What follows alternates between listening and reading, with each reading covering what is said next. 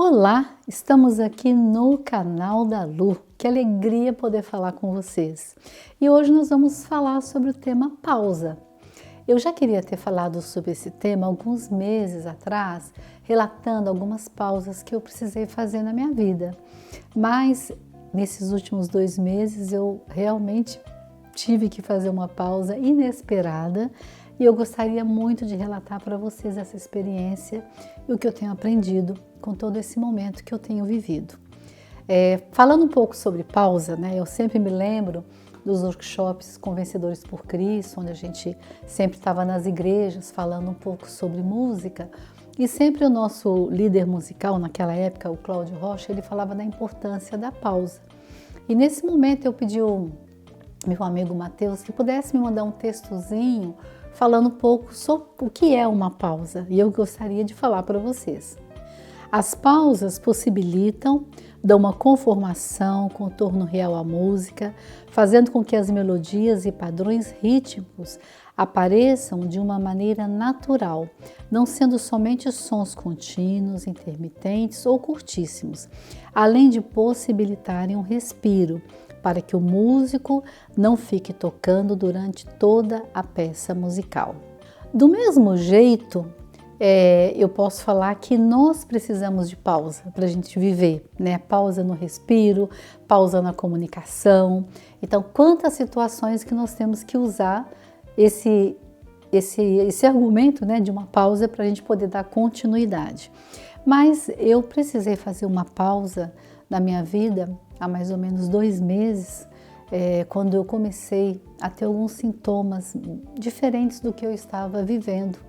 Desde o semestre passado, eu comecei a sentir algumas coisas diferentes no meu organismo, comecei a ter um pouco de diarreia, depois tive bronquite, coisas que eu nunca havia acontecido comigo. Depois eu comecei a ter dores nas costas, dor no pescoço, aí as minhas pálpebras caíram.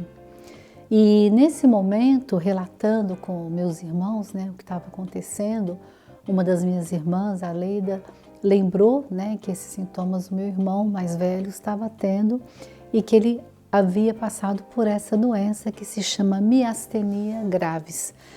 Para vocês que não sabem o que é a miastenia gravis, eu também vou estar relatando o que significa, que para mim também era uma surpresa, eu não conhecia. Miastenia gravis é uma doença autoimune que afeta a comunicação entre os nervos e os músculos, que resulta em uma fraqueza muscular. Os músculos afetados com maior frequência são os dos olhos, da face e da deglutição. A fraqueza desses músculos pode causar visão dupla, pálpebras descaídas, dificuldade em falar e dificuldade em caminhar. A doença pode ser de início súbito.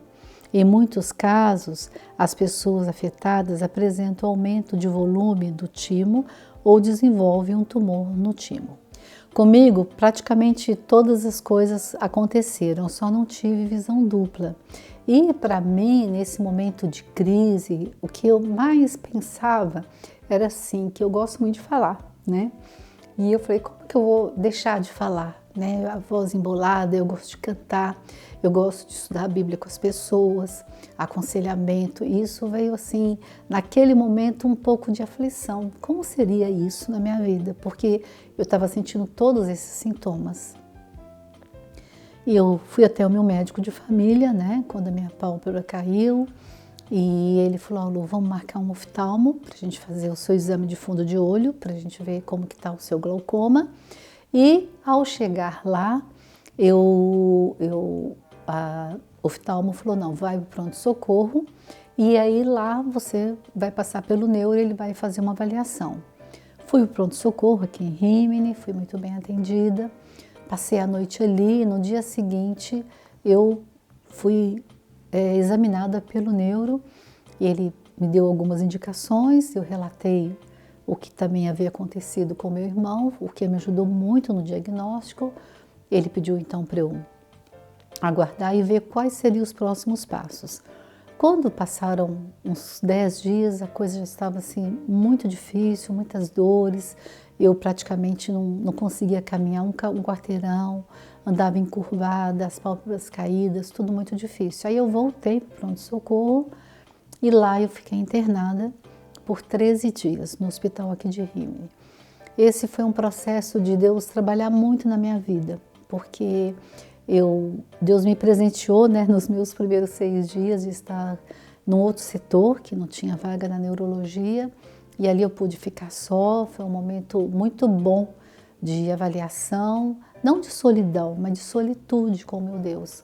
E os meus momentos difíceis eu passei assim, ouvindo a Bíblia. Eu colocava a Nova Ritivulta, que é uma Bíblia italiana, e eu ouvia, né? Eu ouvia vários livros da Bíblia, aquilo me trazia muito conforto.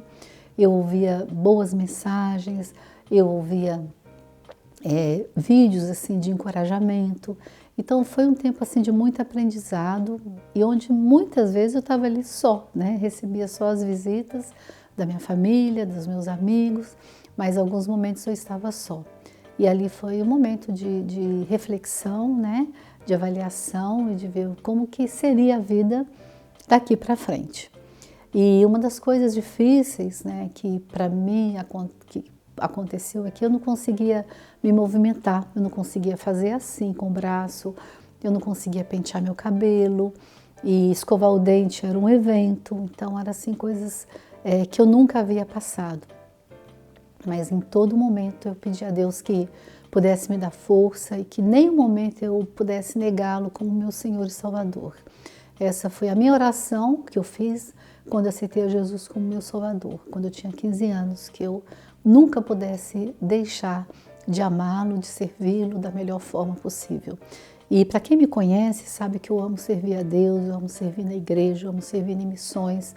E eu fiquei imaginando como que eu vou servir, como que eu vou falar. Eu começava a falar e a minha fala travava, não conseguia dar continuidade.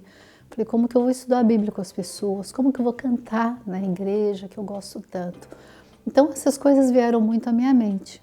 Mas Deus em todo momento foi me dando muita paz, foi me dando tranquilidade e confiança. Deus colocou na minha vida uma equipe de neurologista muito competente aqui no Hospital de Rímini. Eu fui muito bem tratada nesse hospital. E o interessante é que eu falava com Deus assim, puxa vida, eu queria tanto conhecer a cultura, né, Senhor? Agora você está me colocando no hospital, né? Então eu pude conhecer o que é a saúde em Rímini, né? Aqui é uma saúde pública muito boa e eu pude conhecer bem de perto. Fiquei 13 dias internada e depois eu estou dando continuidade aqui à minha casa. Graças a Deus as minhas pálpebras voltaram ao lugar, a deglutição eu tive apoio, né, do médico lá do Hospital de Rímini, o fono, mas tive um apoio muito grande da minha cunhada Alessandra, que mesmo no hospital me orientava, passava exercícios para que eu pudesse conseguir engolir melhor. Tive muito apoio de amigas, colocando profissionais para poder me ajudar, nutricionista, fisioterapia. Tive muito apoio de oração, tive apoio de contribuição, tive um apoio da minha igreja lá do Brasil, a IBNU, do meu pastor Saião, pessoas que estavam orando, da minha igreja aqui de Rímini, amigos de tantos anos, mulheres que eu discipulei há mais de 20 anos, me escreveram, que ficaram sabendo através de um, de outro, estavam orando por mim. Então eu tive muito retorno de apoio mesmo. A minha família, meu marido, meus filhos, a minha família geral, né, do Brasil, os Belico Egg, os Verotti, graças a Deus, Deus assim colocou cada um na minha vida de uma maneira muito especial, dando suporte em oração e apoio.